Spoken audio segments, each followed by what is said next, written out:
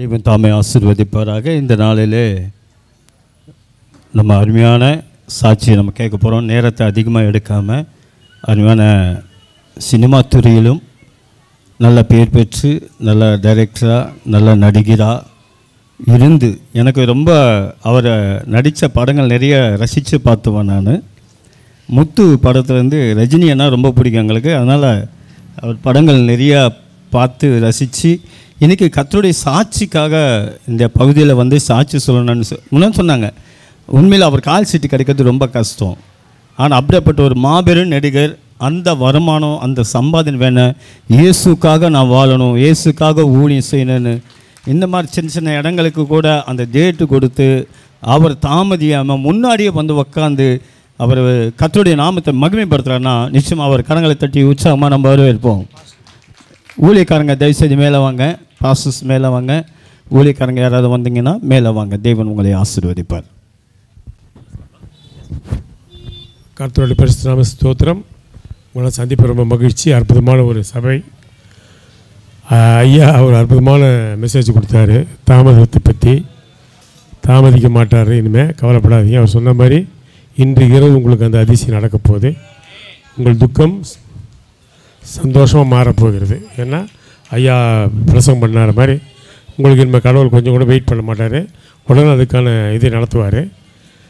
ரொம்ப அற்புதமான ஒரு நேரம், ஒரு அற்புதமான கொஞ்சம் தாமதமானாலும் நான் கொஞ்சம் சுருக்கமாக சொல்லிடுறேன் என்னுடைய சாட்சியை. என் சாட்சின்னு பார்த்தீங்கன்னா வாழ்க்கையே ஒரு சாட்சி தான். ஏன்னா எல்லாருமே செய்கிற தவறுகள் தான் நானும் செஞ்சிட்ருந்தேன். எல்லோரும் நம்ம மட்டும் இல்லை, யூதர்கள்லேருந்து அந்த காலத்துலேருந்தே எல்லாருமே அந்த தவறுகள் தான் பண்ணுவாங்க. அது மாதிரி தான் எங்கள் வாழ்க்கை நடந்து. எங்கள் அம்மா வந்து ஒரு சிரியன் கிறிஸ்டின்கள், கேரளாவை சேர்ந்தவங்க. அவங்க வந்து ஊர் வந்து புத்தன்குரிசி நியூ கிராஸ். அந்த ஊருக்கு போகும்போது ஒரு சிலுவை தான் இருக்கும். அந்த ஊரே சிலுவை பேர் சொல்ல ஒரு கிராமம். அங்கே பிறந்தவங்க தான் எங்கள் அம்மா. பெரியவங்க அண்ணம்மா ஒரு அக்கா, அது அண்ணம்மாவுக்கு அடுத்தது எங்கள் அம்மா சாராள், அதுக்கப்புறம் மார்த்தாள், அப்புறம் ராகேல், 4 பேர். அதில் வந்து எங்கள் அம்மா சாராளில் வந்து சினிமா நடிக்கணும்னு ஆசைப்பட்டு 13 வயசில் சினிமா சென்னைக்கு வந்துட்டாங்க. 2 தங்கச்சி கூட்டிகிட்டு சென்னைக்கு நடிக்கணும்னு ஆசைப்பட்டு வந்தாங்க. நிறைய படங்கள் ட்ரை பண்ணாங்க. அந்த காலத்து ஆட்கள்லாம் தெரியும். ஜெமினி சந்திரலேகாலாம் பார்த்தீங்கன்னா ட்ரம் டான்ஸ் பார்த்துருப்பீங்க. அதெல்லாம் டான்ஸ் ஆடுவாங்க. அப்புறம் சக்கரத்தாரில் பார்த்து எங்கள் அண்ணன் குழந்தைய நடிப்பான், அவனை சேத்துல போட்டு மெரிப்பாங்க. அப்புறம் என் தங்கச்சி சதுரகன் ஒரு படம் இங்கே தான் நார்த் மெட்ராஸ் தான் இருக்காங்க. அவர் எங்கே இருக்கான்னு தெரில, கோர்க்கப்பட்டு இருக்கார், எங்கே தெரியல. டாக்டர் ஜோஷி தான் அவர் தயாரித்தார்.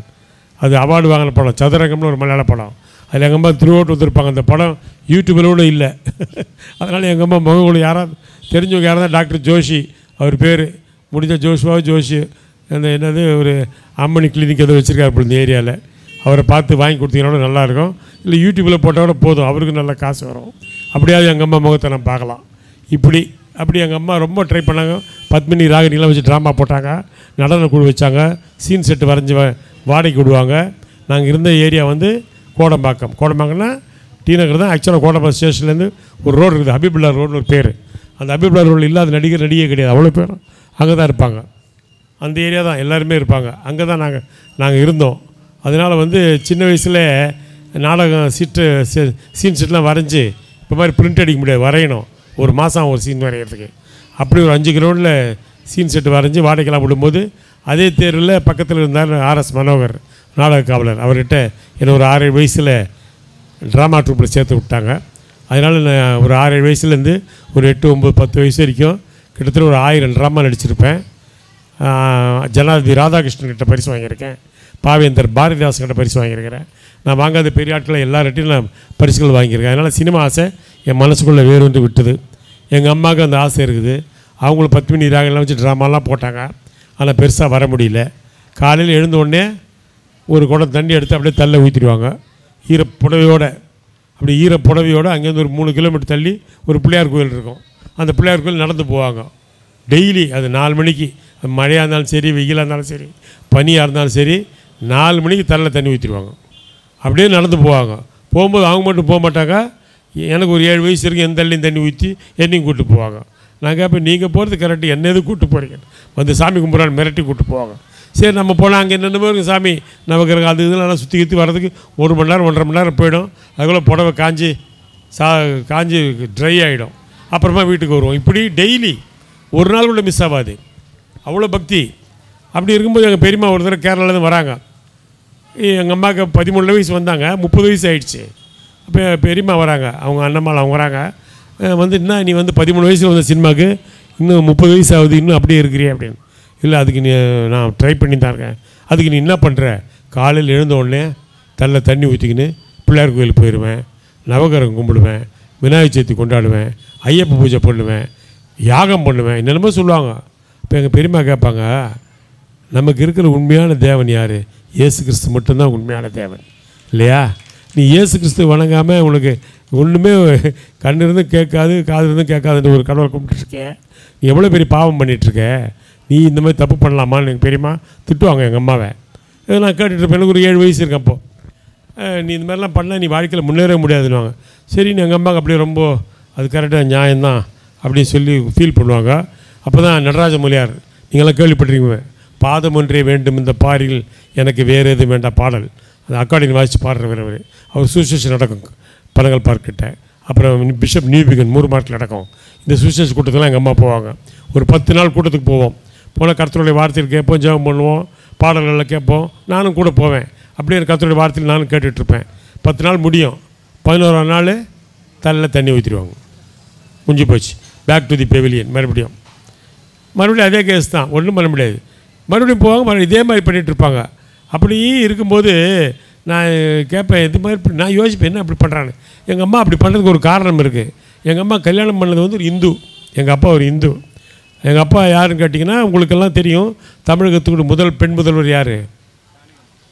Lady chief minister. இங்கே தெரியுது, அங்கே தெரியல. முதல் பெண் முதல்வர் யார் தமிழ்நாட்டுக்கு யார்? இந்திரா காந்தியா? VN ஜானகி. வீன்னா வைக்கம், என்னன்னா நாராயணி, ஜானகி அவங்க பேர். அதான் VN ஜானகி. நம்மளாம் அப்பா பேர் தான் இன்ச்சில் வைப்போம். ஆனால் எங்கள் அப்பா குடும்பத்தில் அம்மா தான் முக்கியம், அதுக்கு அடுத்து முக்கியம் தாய் மாமன், அதான் எங்கள் அப்பா. அதனால தான் நாராயணி அவங்க பேர். எங்கள் அப்பா பேர் நாராயணன், ஜானகி அம்மா தம்பி பேர் நாராயணன். குடும்பத்தில் எல்லாமே நாராயணன் தான், ஃபுல் நாராயணமயமாக இருக்கும். அப்படிப்பட்ட ஒரு குடும்பம் எங்கள் குடும்பம். அதனால் எங்கள் அம்மா இந்து முறையில் வாழ்ந்தாங்க. அவங்க என்ன பண்ணுவாங்க, 2 கட்டான வாழ்ந்தாங்க. கடைசி வரைக்கும் வாழ்க்கையில் ஒரு பெரிய அச்சீவ்மெண்ட்டு பண்ணல அவங்க. ஏன்னா தவறான தெய்வத்தை கும்பிட்டாங்க, உண்மையான தெய்வத்தை கும்பிடல. ஒன்றும் இல்லை, உதாரணம் சொல்ல போனீங்கன்னா, ஒரு தடவை பாம்பேயில் ட்ராமா நடத்திட்டு நாங்கள் வரோம். வந்தால் ஃபுல்லாக ஒரு 5 கிரவுண்டில் சீன் செட் வரைஞ்சி வச்சுருப்போம். அப்படியே எரிஞ்சு சாம்பல் ஆயிடுச்சு, ஒரு பிடி சாம்பல் கூட இல்லை. இப்போல்லாம் பிரிண்ட் அடித்தா மறுநாள் பிரிண்ட் அடிச்சிடலாம் ஒரு 10 நாளில். அப்போல்லாம் முடியாது, ஒரு சீன் வரைகிறதுக்கே 1 மாதம் ஆகும். அப்போ என்ன ஆகும், எங்கள் அம்மாவுக்கு 30 வயசு ஆகிடுச்சு, ஏற்கனவே 13 வருஷம் போயிடுச்சு, வேஸ்ட்டு. என்னென்னமோ பண்ணி பார்த்தாங்க, சினிமா எடுத்து பார்த்தாங்க, ட்ராமா எடுத்து பார்த்தாங்க, ஒன்றுமே நடக்கலை. அப்படியே வெக்ஸ் ஆகி 32 வயசு 2 வருஷத்தில் இறந்துட்டாங்க. எங்கள் அம்மா இறந்த உடனே எங்கள் அப்பாவும் அப்செட் ஆகிட்டார். எங்கள் அப்பா வந்து VN ஜானகியை கூப்பிட்டு வந்து நடிகையாக்கி நடனம் சொல்லி கொடுத்து நடிப்பு சொல்லி கொடுத்து சினிமா சான்ஸ் வாங்கி கொடுத்து பெரிய ஸ்டார் ஆக்கினார். இப்போ சொல்கிறாங்க lady super star Nayanthara. First lady super star VN Janaki தான். 1000 தலை வாங்கி அபூர்வ சிந்தாமணி டிவியில் கூட போடுவாங்க, நீங்கள் பார்க்கலாம். அது சிந்தாமணி நடித்தவங்க VN ஜானகி. எங்கள் அப்பா தான் அது காரணம். அப்போ எங்கள் அப்பா கூப்பிட்டு வந்தால் VN ஜானகி பெரிய ஆர்டிஸ்ட் ஆனாங்க. அப்போ அந்த நேரத்தில் MGR சின்ன வேஷம் நடிக்கிறார். ஒரு சீன் 2 சீன் நடிப்பார். அவர் வந்து ஒரு முறை வந்து VN ஜானகி கல்யாணம் பண்ணி எங்கள் அப்பாட்ட கேட்குறாரு. அப்போ எங்கள் அப்பா சொல்கிறார், இல்லை நீ வந்து அவள் வந்து சூப்பர் ஸ்டாரு, அவளுக்கு 50,000 சம்பளம், உனக்கு 50 ரூபா கூட இல்லை சம்பளம், நீ வந்து பணத்துக்காக தான் கல்யாணம் பண்ண ஆசைப்பட்றேன். இல்லை நான் உண்மையிலே நேசிக்கிறேன்லாம் MGR எவ்வளோ போராடினார். எங்கள் அப்பா சம்மதிக்கவே இல்லை. தகராறானோடனே கேஸ் போட்டார் எங்கள் அப்பா. கேஸ் போட்டு எங்கள் அப்பா வாதாடுவார், நல்லா படித்த மனுஷன். அவர் கோர்ட்டில் வாதாடி ஜெயிச்சிட்டார். கேஸில் ஜெயிச்சு என்னாச்சு, 1962 64 வரைக்கும் MGR VN ஜானகிக்கு கணவன் மனைவின்ற அங்கீகாரமே கவர்மெண்ட் கொடுக்கல. வாழ்ந்தாங்களுடைய அப்ரூவ்டு கிடையாது. ஏன்னா அது வந்து தவறான கல்யாணம்னு எங்கள் அப்பா டிசைட் பண்ணி ஜெயிச்சிட்டார். ஆக்சுவலாக பார்த்தீங்கன்னா MGR வந்து அரசியலில் ஆகட்டும் சினிமாவில் ஆகட்டும் எந்த இடத்துலையுமே தோற்றது கிடையாது. அவர் தோற்ற ஒரே இடம் எங்கள் அப்பா கிட்ட மட்டும்தான், வேறு எங்கேயுமே தோக்கலை, அங்கே மட்டும் தான் தோற்றார். அதே மாதிரி எங்கள் அப்பா கேஸில் ஜெயிச்சிட்டார், வாழ்க்கையில் தோற்றுட்டார். MGR கேஸில் தோற்றுட்டார், ஆனால் வாழ்க்கையில் ஜெயிச்சிட்டார். அப்படி பிரிச்சுட்டோம் நாங்கள். அப்போ அதுக்கப்புறம் என்ன பண்ணுறது, அம்மாவும் இறந்துட்டாங்க. எங்கள் அப்பா ரொம்ப அப்செட்டு. VN ஜானகி அப்படி போயிட்டாங்க, அம்மாவும் இறந்துட்டாங்க. அதனால் எங்கள் அப்பா வந்து வாழ்க்கையை வெறுத்து போய் தான் தோணித்தனமாக சொல்லுவாங்களா, அது மாதிரி வாழ்ந்துட்டு இருந்தார். வீடே கிடையாது எங்களுக்கு. எரிஞ்ச வீடை கட்டவே இல்லை, ரொம்ப பெரிய வீடு அது, கட்டவே இல்லை. நடிகர் எம்கே முஸ்தபாலாம் வந்திருக்காரு அந்த தீயை அணைக்கிறதுக்கு. அவர் பனியெல்லாம் பற்றிக்கிச்சு. ஏன்னா அந்த ஏரியாவே நடிகர்கள் ஏரியா தானே. அப்போ வீடே இல்லை எங்களுக்கு. நாங்கள் எங்கன்னா போய் சித்தி வீட்லேயோ பெரியம்மா வீட்லையோ இல்லைங்கன்னா எங்கன்னா தூங்குவோம். எங்கே தூங்குவோம், எங்கே படுப்போம், எங்கே எழுந்திரிச்சு, எங்கே சாப்பாடு ஒன்றுமே தெரியாது. சாப்பாட்டு கூட வழி கிடையாது. அப்படி இருக்கும்போது எங்கள் அப்பா அதை பற்றி கவலைப்படுறதே இல்லை. நைட்டில் பார்த்தீங்கன்னா கோடம்பா ரயில்வே ஸ்டேஷனில் நியூஸ் பேப்பர் போட்டு பிளாட்ஃபாரத்தில் படுத்துருப்போம். நானே என் தங்கச்சி எங்கள் அப்பா எல்லாம் நியூஸ் பேப்பர் போட்டு படுத்து தூங்குவோம். ஏன்னா வீடு கிடையாதே. நீங்கள் கேட்கலாம் என்ன ஒரு பாய் வாங்கலாமே, நியூஸ் பேப்பர் எதுக்குன்னு. பாயை வாங்கி வச்சா எங்கே வைக்கிறது, எவனா தூங்கி விடுவோம் காலையில். அதனால் நியூஸ் பேப்பர் வச்சு சமாளிக்கிறது. இப்படியே படுத்துருப்போம். அதே ரோட்டில் ஐபிஎல் ரோடு, அதே ரோட்டில் எங்கள் ஸ்கூல் எம்சிஎன்ஏ ஸ்கூல். அங்கே தான் ஸ்ரீதேவி படித்தா. நிறைய ஆர்டிஸ்ட் படித்த இடம் ஏரியா அது. நடிகர்லாம் இருக்கிற ஏரியா. ஸ்ரீதேவி என்னுடைய தங்கச்சியோட கிளாஸ்மேட்டு. அப்போ அந்த ஏரியா பசங்க பார்த்துருவாங்க நைட்டு. நான் ஸ்டேஷனில் பிளாட்ஃபாரத்தில் படுத்துக்கிறேன். படுத்துட்டு காலையில் வந்து கேட்பாங்க, என்னடா நேற்று பார்த்தேன் பிளாட்ஃபாரத்தில் படுத்துருந்த நீ, என்ன வீடு இல்லையா உனக்கு, ஐயே அப்படின்னு கிண்டல் பண்ணுவாங்க. நான் சொல்லுவேன், யார் ராசு வந்து வீடு இல்லைன்னு. யார் சொன்னது? அந்த பெரிய பங்களா யாருதுரா? ஏய் அது ஜெமினி கணேசன் சாவித்திரி உண்டாது, அது தெரியும்டா. அது பக்கத்து வீடு யாருது? டேய் அது வாணிஸ்ரீ. இது பக்கத்து வீடு இல்லைடா, அது எதிரில் இருக்குது. அது அது வி.கே. ராமசாமி. இது அந்த சந்தில் அது ஸ்ரீதேவி. இது நேராக முட்டுது. அது ஏவிஎம் ராஜன் புஷ்பலதா. அது வேணா எதை சொன்னாலும் சொல்லினே இருக்காங்க. எல்லா நடிகர் நடி தான் அங்கே இருப்பாங்க. மேலும் வீடு யாரா? சிஎல் ஆனந்தன், விஜயபுரி வீர் ஆனந்தன். அந்த சைடில் அது படாபட் ஜெயலட்சுமி. ஐயோ இப்படி சொல்லிட்டானே. வெள்ளை வீடு யாருதுரா? டிஆர் ராஜகுமாரி. அவங்க தான் ட்ரம் டான்ஸ்லாம் ஆடினவங்க. சரி இவ்வளோ சொல்கிறியே, அந்த சிவப்பு ஒரு வீடு கட்டிருக்காங்க புதுசாக, அந்த வீடு யாருது? அதாண்டா தெரில. அதாண்டா இருந்து எது அது உண்டா? எனக்கு தெரில. அது உன் வீடு ஆகிடுமா? இவ்வளோ வீடு சொன்னியே, சொல்லலாம் இப்போ அந்த வீடு யாருதுன்னு தெரில. அதுக்காக உன் வீடு ஆகிடுமா? அப்படி உன் வீடாக இருந்தால் நீ ஏன்டா பிளாட்ஃபாரத்தில் வந்து படுத்துட்டு இருக்க? கிண்டல் பண்ணுவாங்க. நான் சொல்லுவேன், டே அங்கே படுத்தா கொசு கடிக்குண்டா, இங்கே படுத்தா கொஞ்சம் காற்றோட்டா இருக்கும் வந்து படுக்கிறேன்டான். ஆஹா நல்லா பொய் சொல்கிறேன்னு அவங்களுக்கு தெரியும், நானும் பொய் சொல்கிறேன் எனக்கும் தெரியும். வேறு வழி இல்லை. அப்படி தான் வாழ்ந்தோம். ஹோட்டலில் வேலை செஞ்சோம், மொசைக்கு வேலை செஞ்சோம், கார்பெண்டர் வேலை செஞ்சோம். சாப்பாட்டுக்கே வழி கிடையாது. சாப்பாடை பார்த்து அவ்வளோ ஆர்வம் எங்களுக்கு. கல்யாண வீட்டெலாம் போய் சாப்பிட போவோம். பாதியில் எழுப்பிடுவாங்க. யாருன்னு கேட்பாங்க, பொண்ணு விடுனா. பொண்ணு விடா? காது குத்துறதுல எதுடா பொண்ணு? ஓ காது குத்து கல்யாணமா? இது தெரியாமல் போய் சொல்லிட்டேன்னுவேன். சரி அடுத்த இதில் போனேன், யார்ரா நீ? காது குத்துறியா? டேய் கல்யாணம் நடந்த 60ஆம் கல்யாணம் வயசானவருக்கு அத்தை போய் அவருக்கு காது குத்துறியா நீ? எங்களுக்கு காது இப்படி கிண்டல் பண்ணுவாங்க. சாப்பாட்டுக்கு வழி கிடையாது. இப்படியே வாழ்க்கை ஓடிச்சு. என்ன பண்ணுறது, ஒன்றும் பண்ண முடியாது. அப்போ திடீர்னு பார்த்தா அப்படியே கொஞ்சம் வயசெல்லாம் ஆகிடுச்சு. அப்புறம் கொஞ்சம் பெரிய நானோடனே. ஆனால் சினிமா ஆசை என்னை விட்டு போடல. நான் பாரதி ராஜா பாலச்சந்தர் வீட்டுலாம் போவேன். டைரக்டர் பார்க்கணும். டெய்லி சைக்கிள் எடுத்து போவேன். கோடம்பாக்கத்துலேருந்து அது தேனாம்பேட்டை இருக்கும், கிட்டத்தட்ட 6-10 கிலோமீட்டர் வரும். டெய்லி காலைல போயிடுவேன். அப்புறம் ஃபிட்டர் வேலை செய்வேன். சாப்பாட்டுக்கு எதாவது செய்யணுமில்ல, அப்படி போயிட்டு வந்துகிட்டே இருப்பேன். அப்போயும் எங்கள் பெரியம்மா வராங்க, கேரளாலேருந்து இங்கே வந்து ஷிஃப்ட் ஆகி வந்துட்டாங்க. வந்துட்டு அப்புறம் பார்த்தா என்னை பார்த்தாங்க, என்னடா என்ன பண்ணுறேன் அப்படின்னா. இந்த மாதிரி நான் வந்து சினிமாவுக்கு ட்ரை பண்ணிகிட்ருக்கிறேன். எதுக்கு? நடிக்கிறதுக்கா? மூஞ்சி போய் கண்ணாடியில் பாரு ஃபஸ்ட்டு. ஏன் ரொம்ப டொக்கு விழுந்துருக்கும், ஏன்னா சாப்பாட்டுக்கு வழி இல்லையே. ஆமாம் அதனால என்ன, நான் அசிஸ்டன்ட் டைரக்டராக போவேன், நான் எப்படியாவது சினிமாவில் நுழைஞ்சிருவேன் அப்படின்வேன். எப்படி நுழைவேன்? அதுக்கு நீ என்ன பண்ணுற? சபரிமலைக்கு மாலை போட்டிருக்கேன், கல்லும் முள்ளும் காலுக்கு மெத்தின்னு வெறும் காலில் மலை பூரா நடக்க போகிறேன். செருப்பு இல்லாமல் இருந்தால் புண்ணு தான் வரும் காலில், வேறு ஒன்றும் வராது. ஏடா பைத்தியக்காரா, அவங்க அம்மா பண்ண தப்பை நீயே பண்ணுறேடா. உங்கள் அம்மா கடைசி வரைக்கும் உண்மையான தேவன் இயேசு கிறிஸ்து, அவரை வணங்காமல் அப்படியே போய் சேர்ந்துட்டாங்க, நீ அதே தப்பு பண்ணுறியா அப்படின்னு சொல்கிறாங்க. அது கரெக்ட் தானே? எங்கள் அம்மா அப்படி வாழ்க்கையை போயிடுச்சே, அப்படியே அழிஞ்சு போயிட்டாங்களே, என்ன பண்ணலாம் யோசிக்கிறேன். வா என் கூட சர்ச்சுக்கு வா. உண்மையான தேவன் யார்? இயேசு கிறிஸ்து மட்டும்தான் உண்மையான தேவன். அவரை வணங்கினா தான் எந்த காரியம் நடக்கும். அதுக்கு உதாரணம் தான் என் வாழ்க்கை. நல்லா திருப்பி கேட்டுங்க. தப்பு பண்ணிங்க, உங்களுக்கு தண்டனை தான் நிச்சயம். அப்படியே போகிறேன். அப்போ தான் மோகன் பாஸ்டர் சர்ச்சு ஆரம்பிக்கிறார். இப்போ இருக்கிற ஏஜி சர்ச்சு சைதாப்பேட்டில். அவரை முதல் சர்ச்சு சைதாப்பேட்டையில் ஒரு வீட்டில் ஆரம்பிக்கிறார். இவ்வளோ தான் இருக்குது, 10க்கு 10 ரூமு. அவர் வீடு பக்கத்துலேயே, அதே ரூமில் வீடும் அவருக்கு. அங்கே கூப்பிட்றாங்க. நான் இப்போ கோடம்பாக்கத்தில் இருக்கிறேன். கோடம்பாக்கத்தில் சைதாப்பேட்டை வரைக்கும் டெய்லி ஞாயிற்றுக்கிழமை சர்ச்சுக்கு நடந்து வந்து சாமியெல்லாம் கும்பிட்டு அப்படியே ஜபம்லாம் பண்ணிவிட்டு எல்லாம் ரொம்ப பக்தியாக பைபிள்லாம் படித்து ரொம்ப ஆர்வமெல்லாம் இருப்பேன். பாருங்கள், உண்மையான தேவனை தேடினா எப்படி பதிலளிப்பார்னா, ஒரு 3 மாதம்தான் போயிருப்பேன். காரைக்குடி நேரன்ட்ட வேலை கிடச்சிடுச்சு எனக்கு. பாருங்கள் எப்படி, அது கூட எப்படி கிடச்சிது, நீங்கள் நினைக்கிற மாதிரி கிடையாது. நான் போகிறேன் டைரக்டர் பார்க்க சொல்லுவேன்ல, ஒருத்தன் வரான் எதிரில். என்னப்பா, என்ன சார், கிட்டத்தட்ட 1.5 வருஷம் 3 வருஷமாக வரேன் சார், டைரக்டர் பார்க்கவே முடியல சார். இங்கே வா, டைரக்டர் தனியாக ரூமில் உட்காந்துருக்காரு, போகல அப்படின்னு அனுப்பிச்சிட்டான். எனக்கு பயங்கர சந்தோஷம். டைரக்டர் தனியாக மாட்டினார், கை காலில் ஊந்து எப்படியா சான்ஸ் வாங்கிட வேண்டியதான். அப்படி உள்ளே போய் பார்த்தா காரைக்குடி நேரம் உட்காந்துருக்காரு. பாரதி ராஜா இல்லை, அவர் மேலே ஆஃபீஸ், இது கீழே ஆஃபீஸ். தப்பாக அனுப்பிச்சிட்டான் நம்மளை. அவருக்கு தெரிஞ்சிச்சு இவன் வந்து நம்மளை பார்க்க வரல, பாரதி ராஜா பார்க்க வருவாங்க எல்லாருமே அப்படின்னு. அப்படி என்னப்பா தம்பி தெரியாமல் மேலே போகிறது கீழே வந்துட்டியான்னு டக்குன்னு பார்த்தேன். ஆஹா, இப்போ விட்டா சான்ஸ் கிடையாது. யார் சொன்னது? உங்கள்கிட்ட அசிஸ்டண்டாக சேர்றது தான் சார் வாழ்க்கை லட்சியமே என்ன. அப்படியே மிரண்டார். இப்படி ஒருத்தன் நம்மளை பார்த்ததே இல்லைன்னு சேர்த்துட்டார் அசிஸ்டண்ட் ஆகிட்டா. பாருங்கள், இயேசு கிறிஸ்து ஒரு 3 மாதம் தான் போய் 4 மாதம் போய் சர்ச்சுக்கு காரைக்குடி நேரங்கிட்ட அசிஸ்டண்ட்டாக சேர்ந்துட்டேன். முதல்ல நான் ஷூட்டிங் போகிறேன், பயங்கர பிஸி. நான் தான் டைலாகெல்லாம் எழுதுவேன். நான் இந்த மெட்ராஸ் பாஷையில் நல்லா டைலாக் எழுதுவேன். அதே மாதிரி வசனங்கள் எழுதுவேன். அசிஸ்டண்ட்டாக ஒர்க் பண்ணுறேன். அப்போ ஷூட்டிங் ஃபஸ்ட் நாள் ஷூட்டிங் போனால் மனோரமா பெரிய ஆர்டிஸ்ட் அவங்க அந்த காலத்தில். நாங்கள்லாம் அப்போ தான் உள்ள சினிமாக்குள்ளே நுழையிறோம், ஸ்டுடியோக்குள்ளே அப்போ தான் நுழையிறேன். மனோரமா, எஸ்வி சேகர், மனோஜ் சித்ரா, பாலியான்னு ஒரு பொண்ணு நடிகர் இருந்தார், அவருடைய பொண்ணு மனோஜ் சித்ரான்னு பேர். அவங்க வெண்ணிராடை மூர்த்தி, அவங்களாம் நடிக்கிறாங்க. முதல் காட்சி ஷூட்டிங் நடக்குது. அப்போ மெட்ராஸ் பாஷை சொல்லிக் கொடுக்கணும். உடனே காரைக்குடி என்கிட்ட சொல்லி, ரமேஷ் கண்ணா மெட்ராஸ் பாஷை வரல, மனோரமா அவங்க செட்டிநாடு பாஷை தான் வரும், நீ போய் கொஞ்சம் சொல்லிக் கொடு டைலாக்கு. சரி, நான் போய் நேராக போய் டைலாக் சொல்லிக் கொடுக்குறேன்.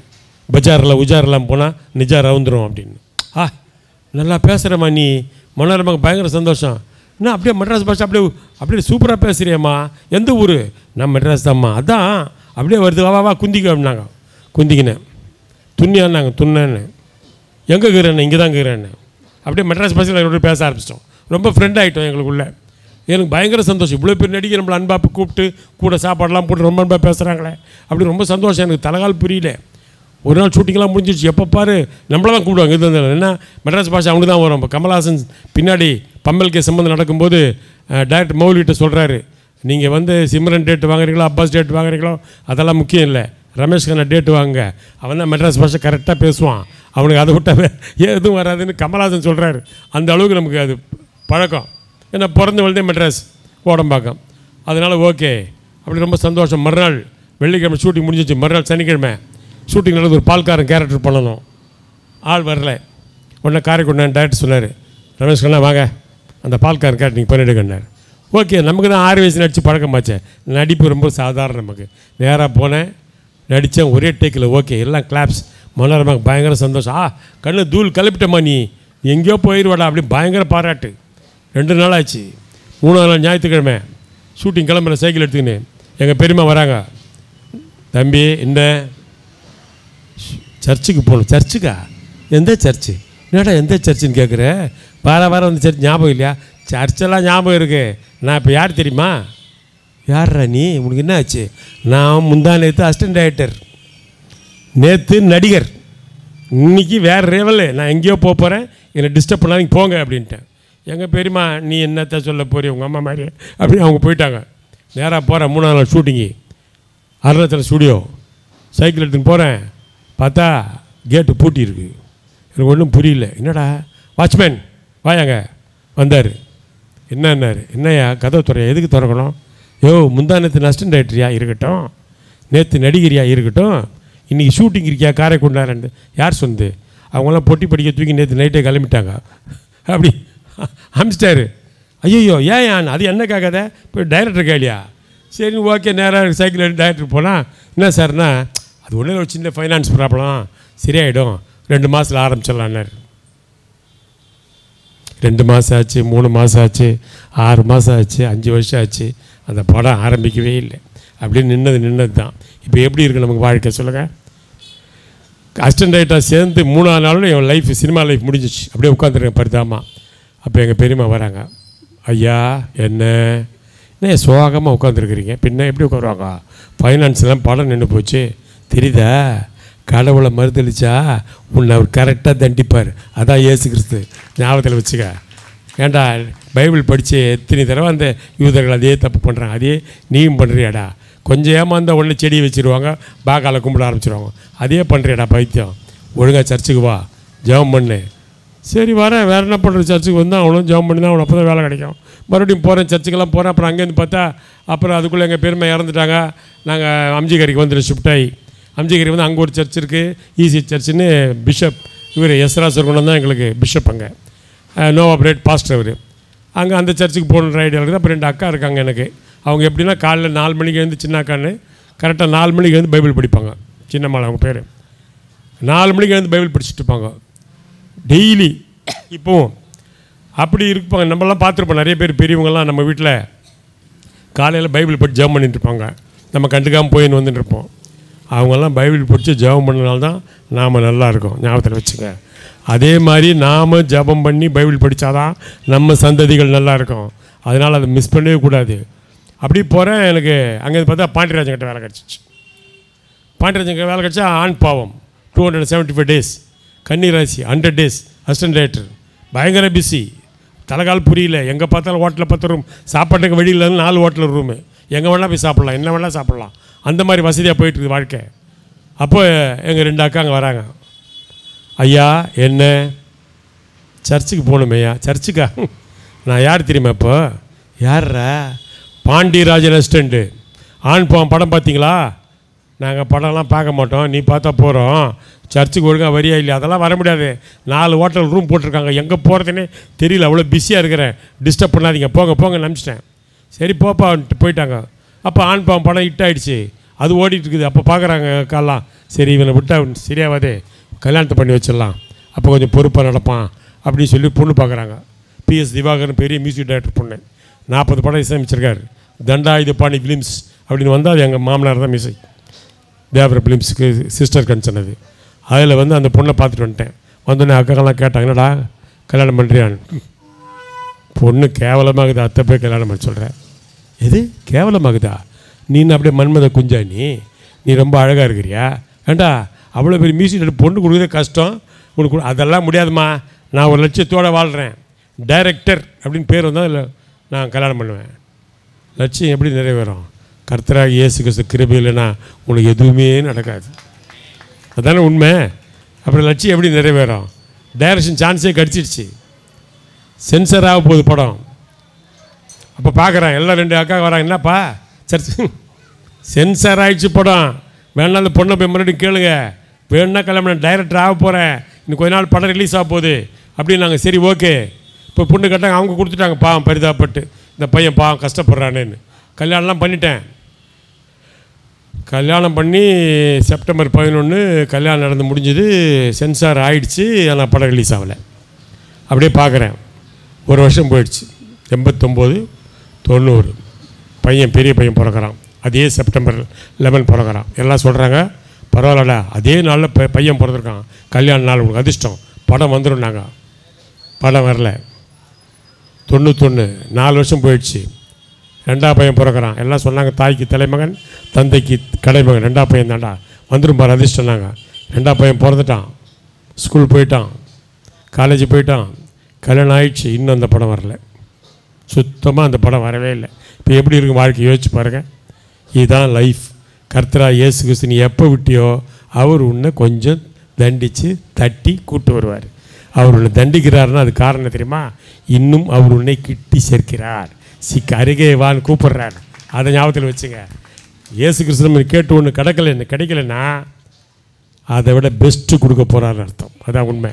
அந்த படம் வரலையா, ரவிக்குமார்ட்ட சேர்ந்துட்டேன், அங்கேயும் பயங்கர பிஸி. அப்பவும் சர்ச்சுக்கு போகிறது கிடையாது, மதிக்கிறது கிடையாது. 2 அக்கா அங்கே வருவாங்க. அப்படி ஐயா என்ன சர்ச்சுக்கு போகலாம்யா? சர்ச்சா? ரவிக்குமார் அசிஸ்டண்ட் நான் தெரியுமா? முத்து பத்து ஐயா சொல்லார், முத்து அபிஷம்னி எவ்வளோ பெரிய கோ டைரக்டர். நான் கமல்ஹாசன் ரஜினி கூட பேசிகிட்டு இருக்கிறேன். நேராக போங்க கெட் அவுட் அப்படின்ட்டேன். போயிட்டாங்க.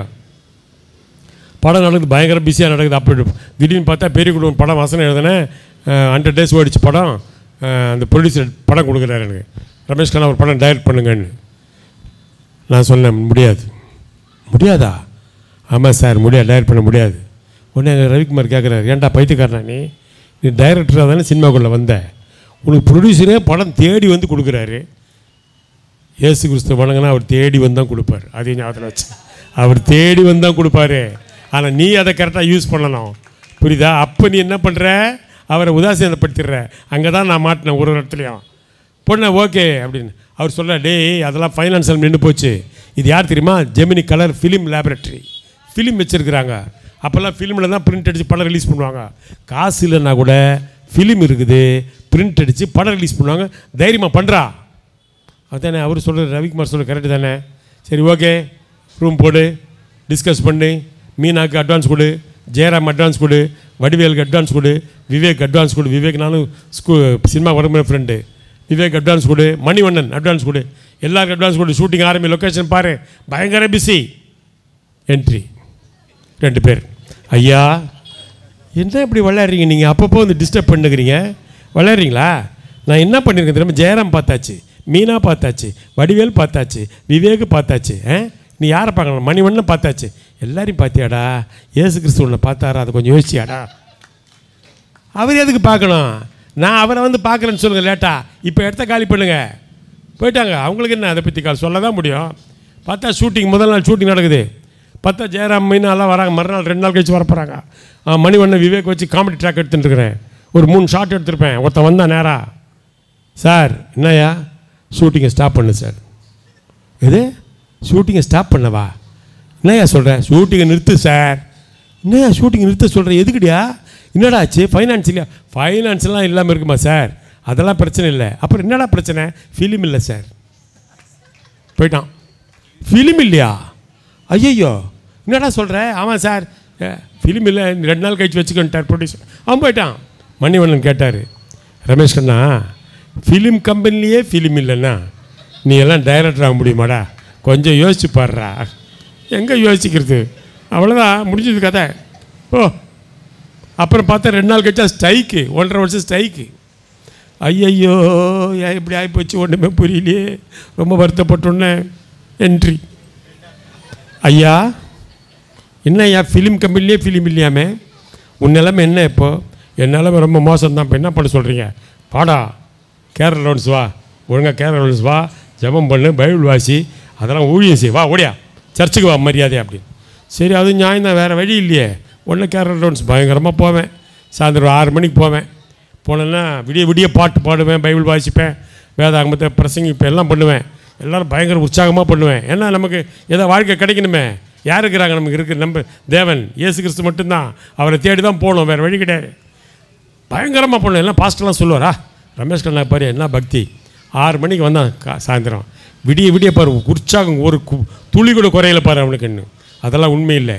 ஒவ்வொரு வீட்டுக்கு போனால் கேக் கொடுப்பாங்க, பிஸ்கட் கொடுப்பாங்க, சில வீட்டில் பிரியாணி கூட போடுவாங்க. அதுக்காக போகிறது தான். ஆனால் கர்த்தருடைய இயேசுவோட கிருபை பாருங்க. நீங்கள் சும்மா சாமி கும்பிடுங்க, சும்மா இயேசுவேன்னு சொல்லுங்கள், கொண்டாந்து கையில் கொடுத்துருவார் எல்லாத்தையும். அதான் அவர். அப்படி தான் நடந்துச்சு என் லைஃப்பில். அப்படி தான் நடந்தது. அப்படி தான் ஒவ்வொரு விஷயம் நடந்தது எனக்கு.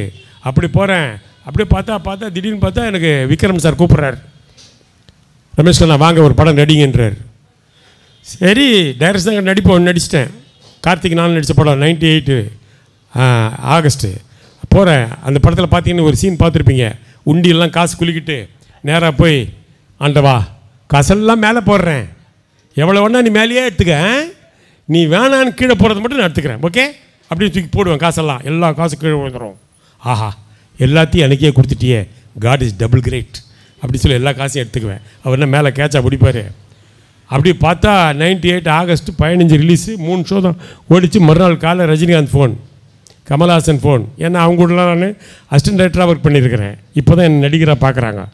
அஜித் ஃபோனு, விஜய் ஃபோனு, எல்லோரும் ஃபோன், எல்லா டைரக்டரும் ஃபோன். என் படத்தில் நடி, என் படத்தில் நடி, என் படத்தில் பயங்கர பிஸி. எல்லாருக்கும் ஆச்சரியம், ஏன்னா ரொம்ப நல்லா நடிக்கிறானே அப்படி சொல்லிட்டு. பார்த்தா பயங்கர பிஸி. ஷூட்டிங் மேலே ஷூட்டிங். ஒரு நாளைக்கு 5 ஷூட்டிங். காலையில் shooting 7 to 9, 9 to 1, 2 to 9, 2 to 6, 6 to 10, 10 to 6 இப்படிலாம் ஷூட்டிங் நடக்கும். எல்லா படம் நடிக்கிற ரஜினி, கமல் எல்லோரும் கூட நடிக்கிற படம் பார்க்கிட்டேன். பயங்கர பிஸி. ஒன்று ஒரு மாருதி கார், ஒரு 800 கார் பச்சை கலரில் வாங்கிட்டு அதில் தான் காரில் தான் போகிறது வர்றது. ஒரு ஃப்ளாட்டுக்கு அட்வான்ஸ் எல்லாம் கொடுத்தாச்சு. எப்படியா பெருசாகிட்டு கார் ஒரு ஓரமாக நிற்க வச்சுருவேன். காலில் போயிடுவேன்.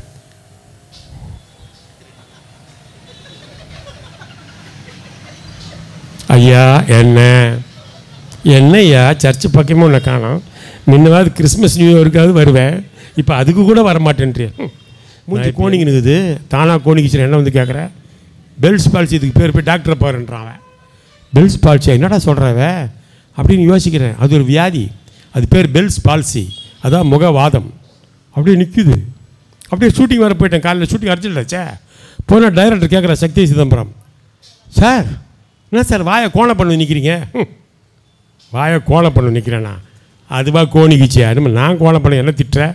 சார் பாதி படம் எடுத்தாச்சு, மீதி படம் எப்படி சார் கோண வாயோடு எடுக்க முடியும்? இதுக்கு திருப்பி மொத்த படம் எடுக்க முடியுமா?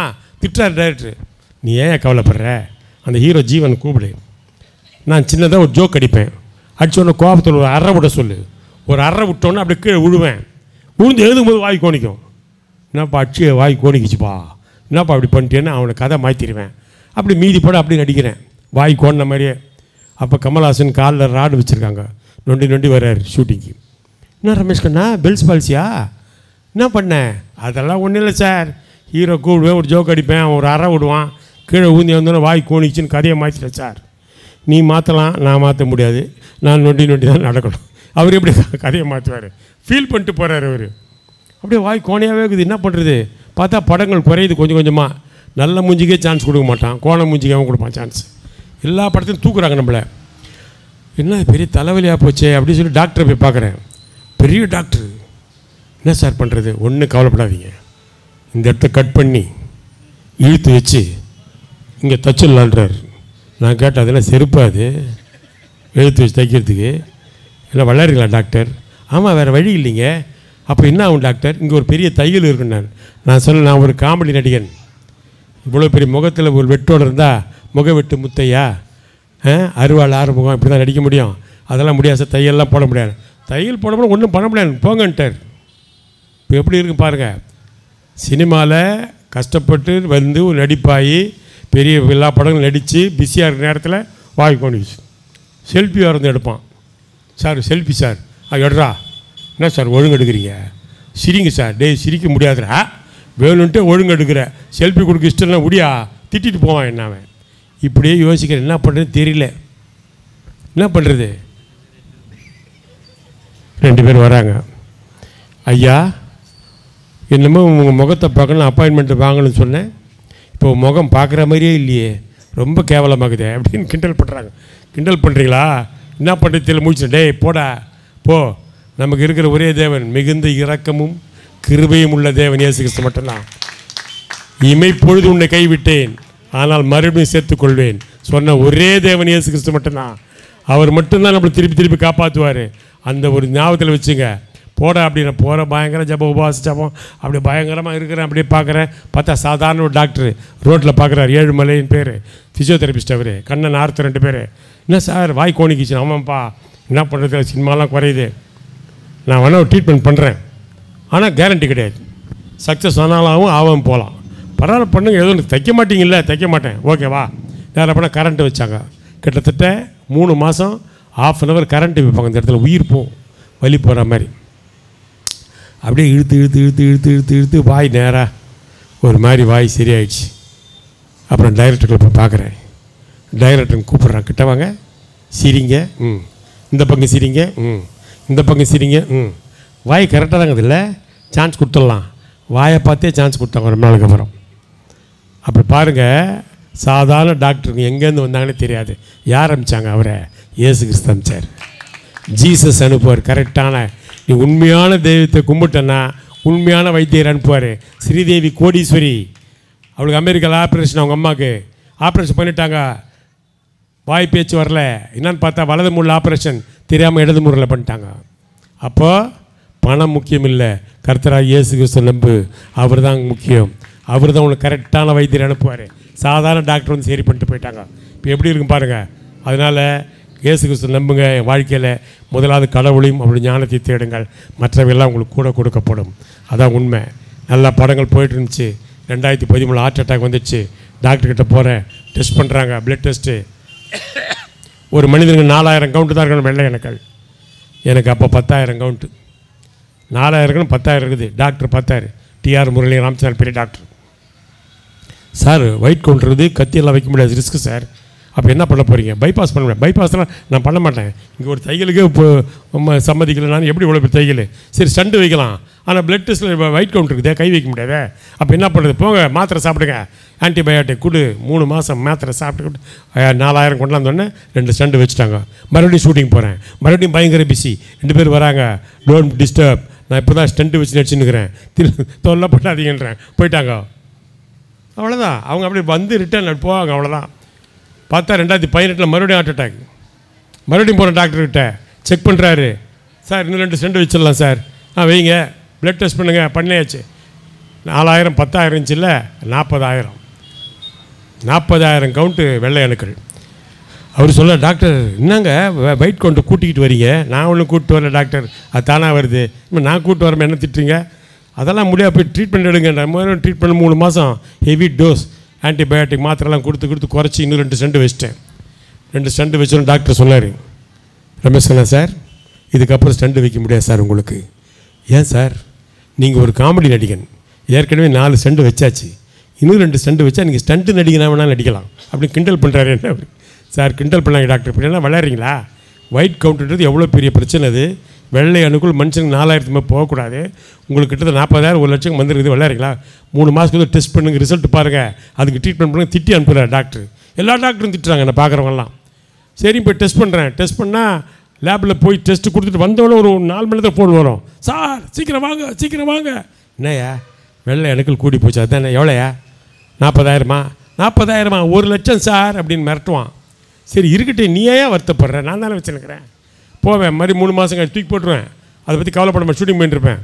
மறுபடியும் 3 மாதம் கழிச்சு போவேன், மறுபடியும் ஃபோன் வரும், சார் ஓடி வாங்க. என்னையா 1.5 லட்சமா? 4 லட்சம் சார். 4000 எங்கே இருக்குது, 4 லட்சம் எங்கே இருக்குது சார்? என்ன ரிஸ்க்கான வியாதி வச்சிட்ருக்கிறீங்க? என்னடா எல்லாம் ஆளுக்கு பயமுறுத்துறாங்களே, எந்த டாக்டர் பார்த்தா திட்டுறாங்களே. சரி அங்கே டாக்டர் இந்த வரதராஜன் அபிபுலரில் பிளட் டிஸார்டர் டாக்டர், அவரை போய் பார்க்குறேன். அவர் டெஸ்ட்டு 15,000 20,000 அப்படி 10 டெஸ்ட் பண்ணார். பண்ணிட்டு சொன்னார், சார் இதுக்கு ஒன்றும் வேறு வழி இல்லை, கீமோதெரப்பி பண்ணலான்னாரு.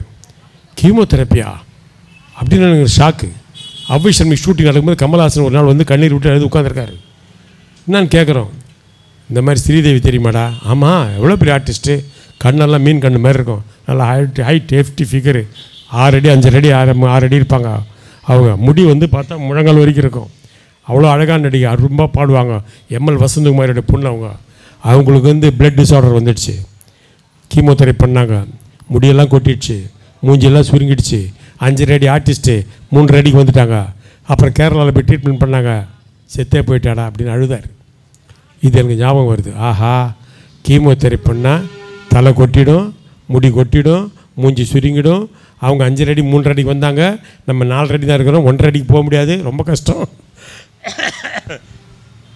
என்னடா பண்ண, எனக்கு மனசே சரியில்லை, ரொம்ப வெறுத்து போயிட்டேன். அப்புறம் டாக்டர்கிட்ட கேட்குறேன், டாக்டர் இது அப்படியே விட்டா என்ன? ஒன்றாகாது, அதெல்லாம் ஒன்றாகாது, நீங்கள் வச்சுங்க, அப்படியே வச்சுங்க.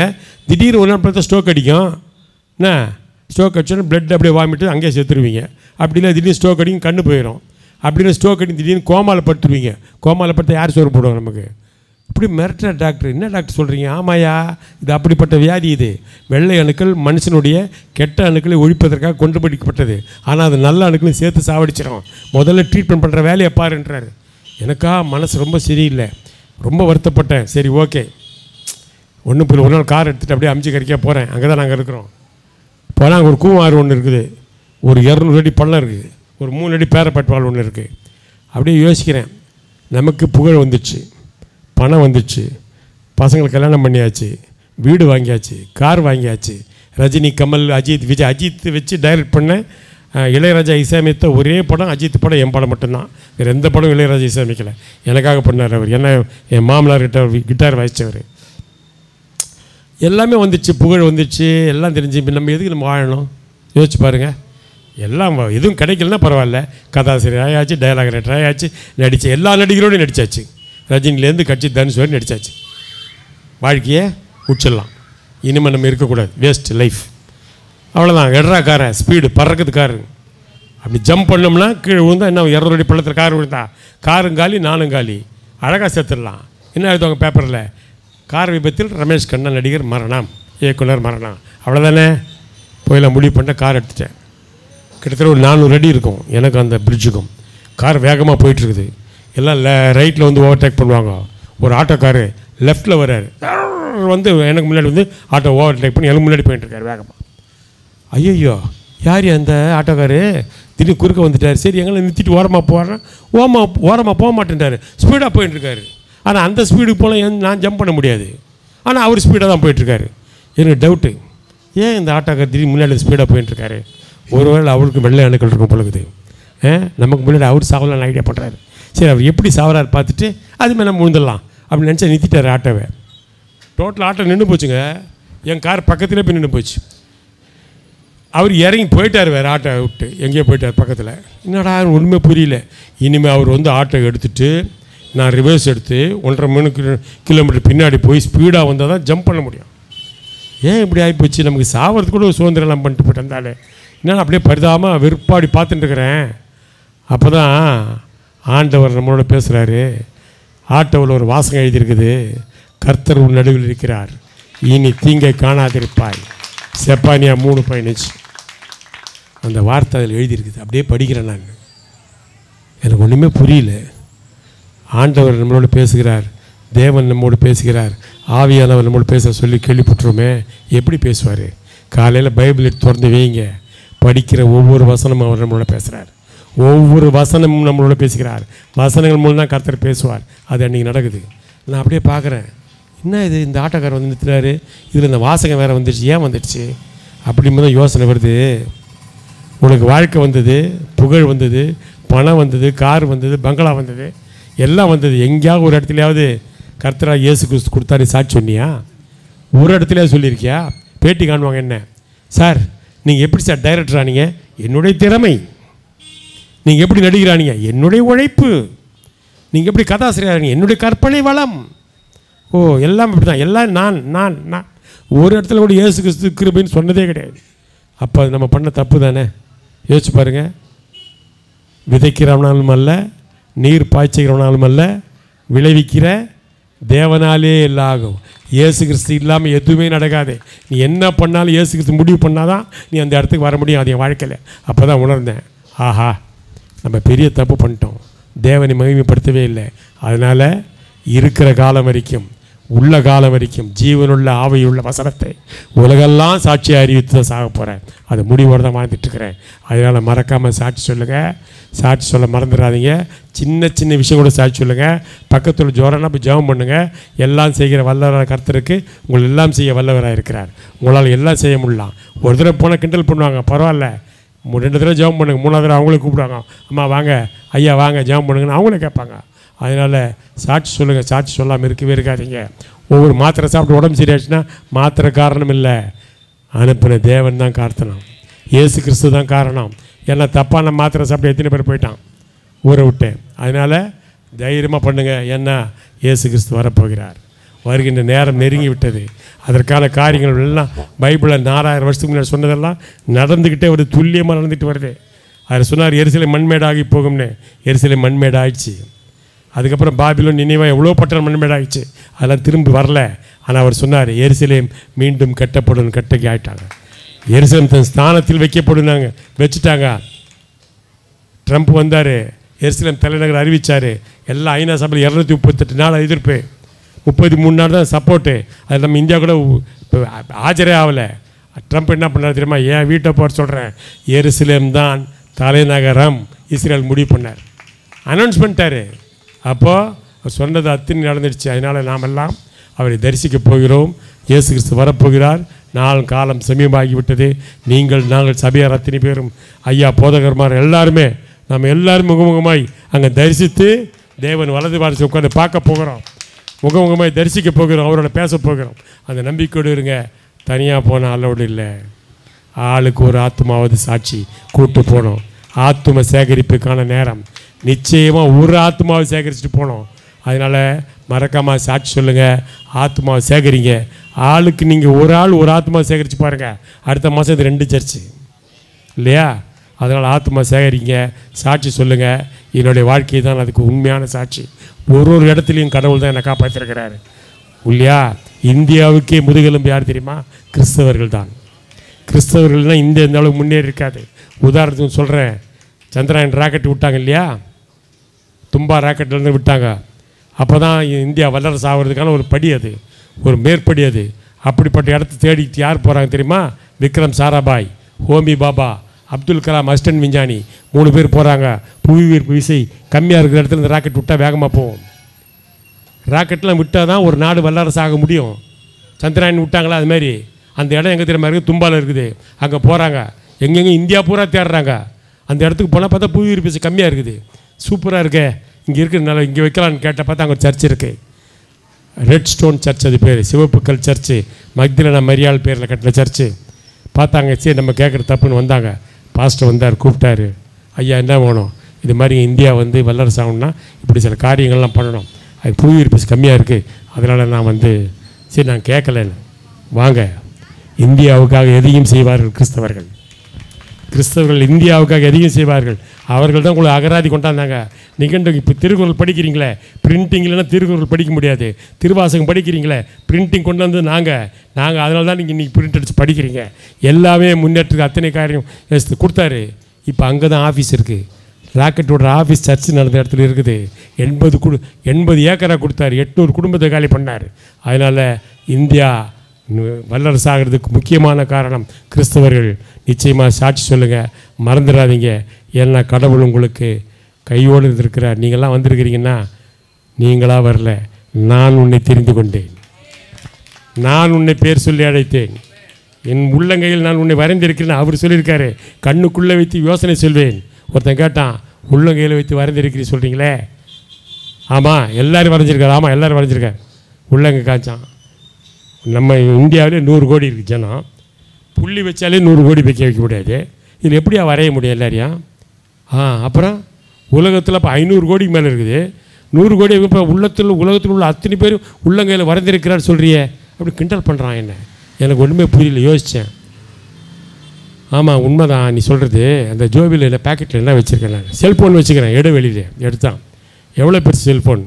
என்ன உள்ளங்கை எவ்வளோ இருக்குது.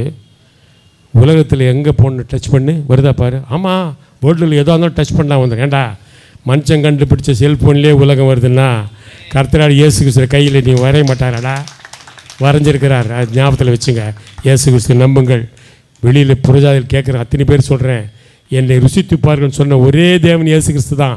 ஒரு தடவை நீங்கள் டெஸ்ட் பண்ணி பாருங்கள் இயேசு கிறிஸ்துவை. அப்போ பாருங்கள், நீங்கள் நிச்சயமாக அந்த இடத்து மாறிடுவாங்க. பின்னாடி ஒருத்தர் தகராறு பண்ணிட்டு போனார், அவரே கொஞ்ச நாள் வந்து சாட்சி சொல்லுவார். நன்றி.